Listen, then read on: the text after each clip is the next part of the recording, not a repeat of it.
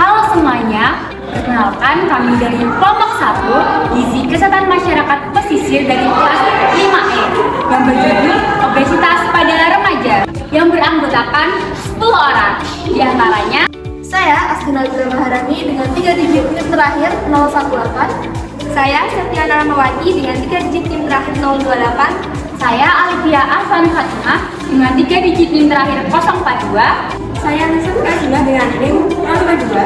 Saya Vera Hadasyaina dengan tim 135. Saya Azalea Katria dengan 3 digit tim terakhir 215.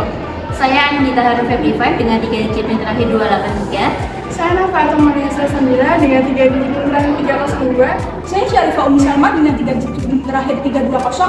Saya Fahmia Destiana dengan 3 digit tim terakhir 378.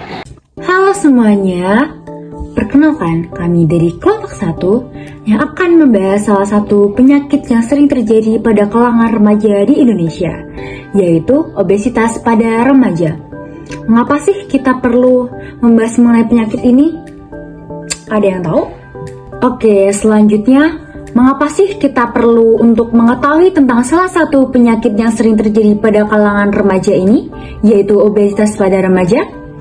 Menurut WHO tahun 2018, prevalensi kegemukan dan obesitas pada anak-anak dan remaja usia 5-19 tahun meningkat drastis.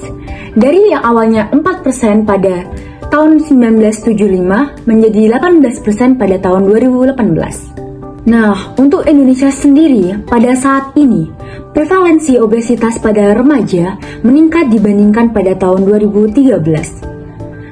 Prevalensi gemuk pada remaja usia 13-15 tahun meningkat sebanyak 0,4%, sedangkan pada remaja usia 16-18 tahun meningkat sebanyak 2,2%.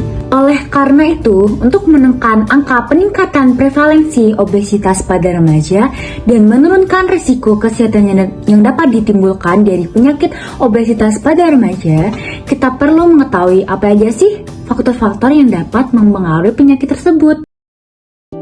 Faktor-faktor penyebab masalah yang berkontribusi terhadap obesitas pada remaja. Yang pertama ada perubahan pola aktivitas fisik. Aktivitas fisik akan membakar tenaga di dalam tubuh, sehingga apabila konsumsi kalori ke dalam tubuh melewati batas serta tidak diimbangi dengan aktivitas fisik yang seimbang, maka tubuh akan mengalami obesitas. Di sebagian masyarakat Indonesia cenderung mempunyai aktivitas fisik yang rendah yang disebabkan oleh perubahan pola aktivitas kerja sehari-hari, kemajuan teknologi khususnya di bidang elektronik dan juga transportasi, dan gaya hidup yang bermalas-malasan. Rendahnya kebugaran fisik disebabkan oleh rendah kualitas kesehatan dan gaya hidup yang kurang bergerak menyebabkan produktivitas kerja yang rendah. Oke, yang kedua ada faktor pola makan yang tidak sehat. Pola makan yang berlebih dapat menjadi faktor terjadinya obesitas. Menurut Kementerian Kesehatan Republik Indonesia, obesitas terjadi jika seorang mengonsumsi kalori melebihi jumlah kalori yang dibakar.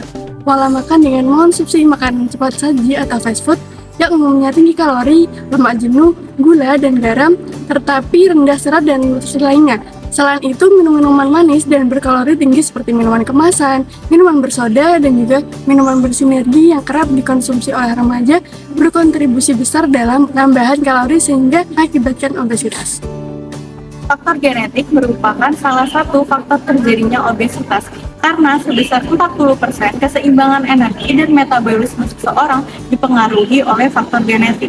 Selain itu, apabila seorang anak memiliki salah satu orang tua yang memiliki riwayat obesitas, maka sebesar 40% besarnya resiko ia akan terjadi obesitas. Selain itu, apabila ia memiliki kedua orang tua dengan riwayat obesitas, maka ia memiliki 80% resiko terjadinya obesitas.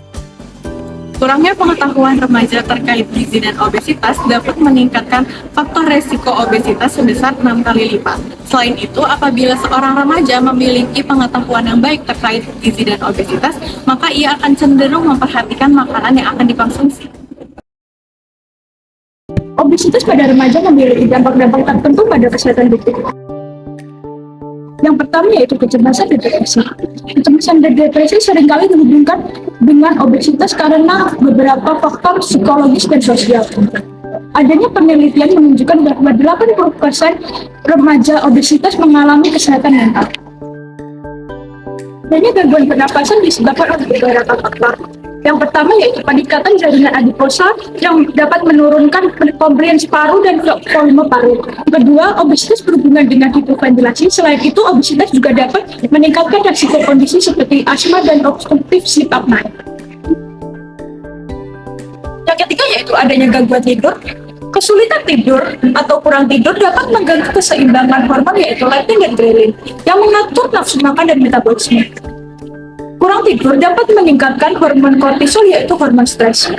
Kurang tidur seringkali dikaitkan dengan adanya kurangnya motivasi untuk berolahraga. Kurang tidur dapat menyebabkan meningkatnya penumpukan lemak dan obesitas.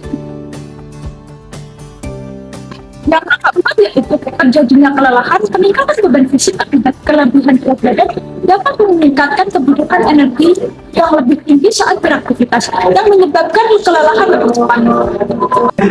Kemudian ada dampak jangka panjang dari obesitas.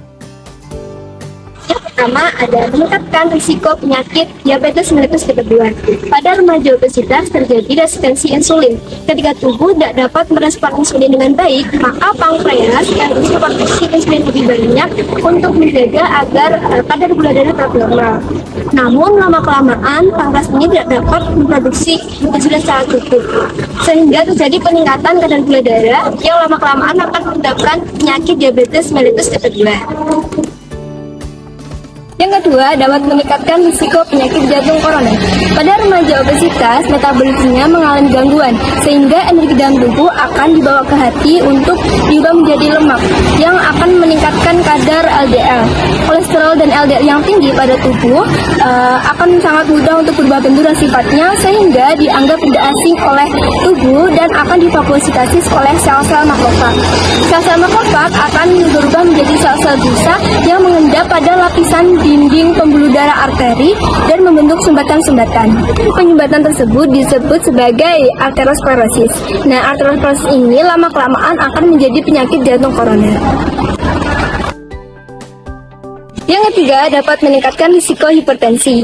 Pada remaja yang obesitas, tekanan darahnya lebih tinggi dibandingkan dengan remaja yang non-obesitas.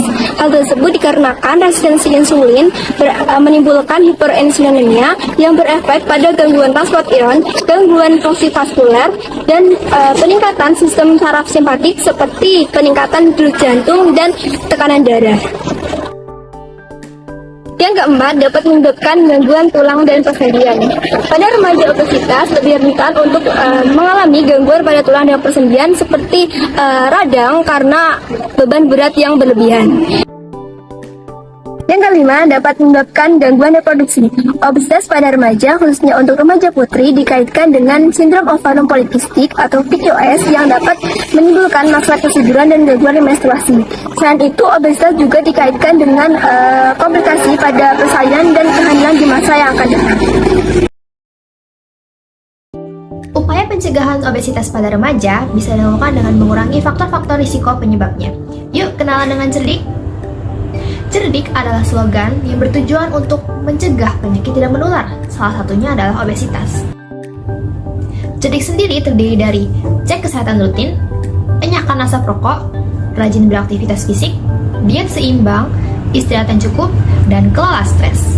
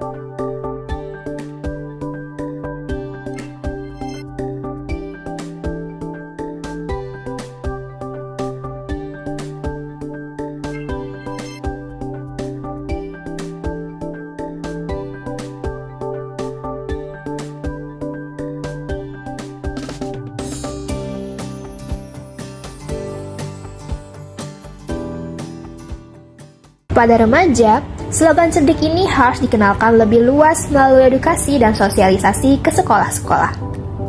Penggunaan media audiovisual dapat membantu remaja dalam memahami edukasi yang diberikan. Di sisi lain, remaja sangat akrab dengan penggunaan ponsel di kesehariannya. Aplikasi pemantau diet dan aktivitas fisik akan sangat membantu remaja dalam bergaya hidup sehat. Terima kasih sudah menonton. Semoga